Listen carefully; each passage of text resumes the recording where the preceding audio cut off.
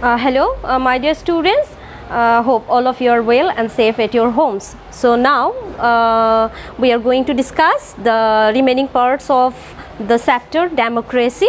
So here we have already learned about the features of democracy and about equality and justice. So now we are going to discuss about guarantee of basic human rights to every citizen. So in this paragraph, what written that in a democracy every citizen has a certain basic rights or fundamental rights. Fundamental means main rights which are guaranteed by the constitutions. That means human beings or men or people can't give the all the rights, but these rights have to give by the constitution of our country, and also here written that these rights cannot be taken away by the state. So what are the fundamental rights? Very important for exam, so you have to underline or give tick marks whenever you are watching the video. The right to freedom of speech and action. That means every people or every citizen has right to freedom. That means we can say anything or we can tell anything. That means here given that every citizen can say and write what they think and feel without fear and reprisal. That means they can say, they can write anything. So this is called the right to freedom or speech and actions. So next fundamental rights are what given?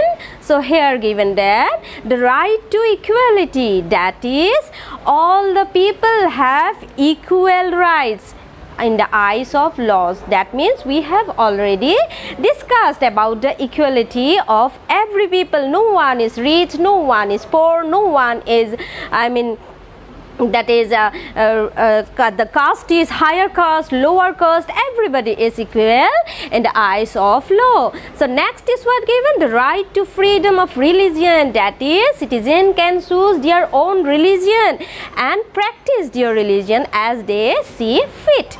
That means people can take any religion of their own. They have the right to freedom of religions. So understand?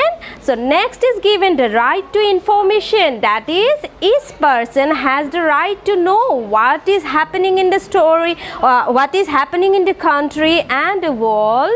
There can be no censorship of information. So what given? That means the right to informations. We can take any informations, that people have the power to take any informations or whatever they wanted to know, they can. So these are all our rights which are imposed by the constitution. Next one is what? The right to travel and settle anywhere in the country. That means we can travel wherever we want to go. That means these are also one type of rights, fundamental rights of people.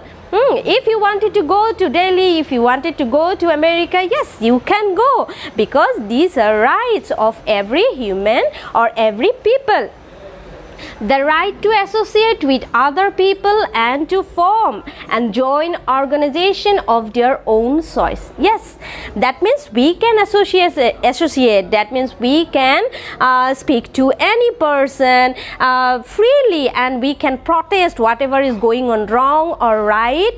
So these are, or we can take any protest of the government action. And to form and join organizations. That means we can join any organizations whatever suits for me or for us. So next fundamental rights is given that the right to assemble freely and to protest government actions. Yes, that means you can protest or you can say anything. You have the rights to protest against the government. If the governments or our government is doing something unlawful things, then you can protest against the government. So we can learn about that we have different types of fundamental rights. How many fundamental rights which are given by our constitutions? There are 6 fundamental rights given by our constitutions. Among them, right to education in 2009, that is also included in our constitutions. That means every citizen, every children, every people have the right to do the education. So these are the right of freedom. Now next one is what given, the rule of law. So what is rule of law? So in a democracy, there are several laws to limit the power of the government to maintain order and protect the rights of citizens. All citizens are equal in the eyes of law. The same line repeated again and again. For what reason? That means we are all equal. That means no male, no female, no rich, no poor. That means we are all equal in the eyes of laws. If a minister do some mistakes or do some crimes, that means he or she have to be punished by the constitutions. Or sometimes we think that they are ministers, if they do the wrong, then no one will give punishment. Sorry, that is wrong. That means if a rich person or a minister's level persons, if they also do some mistakes, the constitutions give them punishment. So no one may be discriminated against on the basis of their race, religion, ethnic group or gender. That is repeated again and again, is it? So discriminated on my next class I said that discriminate means bhed bhav. That means all are equal in the basis of their race, religion, ethnic group. That means he is Mongoloid, he is Austric, that means he is tribal people, is non-tribal. So all are equal. Gender, it is male or female. So all these are the rules given by our constitutions, and that is our rule. So next what given, no one where it is no one separation of powers. So separation of powers means to ensure smooth and impartial governance, most democracies provide for the separation of the 3 bodies of government: the executive, the legislature and the judiciary. So in the next page you have already learned about the rules given by the law. So here we have to learn the another feature of our constitution, that is what? Separation of powers. Powers means here ক্ষমতা, ক্ষমতাৰ বিভাজীকৰণ বা বিভাদকৰণ কেনেকৈ কৰিছে, how it is. So here given that to ensure smooth and impartial governance, most democracies provide for separation of 3 bodies. That means it is impossible for a vast country or in a democratic country, as I already told you that India is a democratic country. Here I am not discussing about India, that means whole democratic nations. Due to the vast population, the powers are divided into 3 bodies. What are the 3 bodies? Underline 8. So here one question will arise. What are the 3 bodies of which are the separation of powers? Then you have to write the executive, the legislature and the judiciary. So now we have to know what is executive, what is legislature, what is judiciary. So the legislature is concerned with the making of laws. That means legislature is concerned with making, they make the laws. Who make the laws? The legislature make the laws. The legislature or the parliament. So now we come to know that we have already learned about parliament. So legislature or the parliament, that means the parliament, same thing as it is commonly called, consists of elected members of the government. These elected members of the parliament reflect the wishes and needs of the people who elected them to office. That means we voted, we elected the representative of the states, and that representative of the states, they actually elected the members of the government, and which are discussed and which are made by the legislature, that we have already learned that making of laws who concern legislatures. Or what is legislature? Legislature, it is also known as the parliament. So here what given, these elected members of the parliament reflect the wishes and needs of people. That means we have some wishes, we have some expectations from the elected the representatives. So they discussed about the people's wishes and their expectations to fulfill them.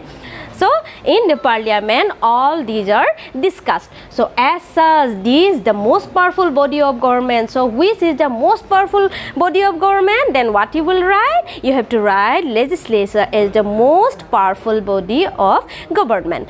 So now we have to know about the executive. Who are executive? The executive deals with the actual executions of the laws. That means legislature make the laws and deals with the actual execution of the laws. That means the persons, the members who deals with the actual executions. What some laws are made, if some laws are made by the representative of the parliament or the executive councils, then they execute it. What executed? The laws and regulations, rules, all executed by the executive bodies. The executive is a small but extremely powerful body of ministers. Yes, executive means powerful body of ministers. That means that ministers discussed about what are the problems are going on among the people, what they wished or what they hopes from us. So all these are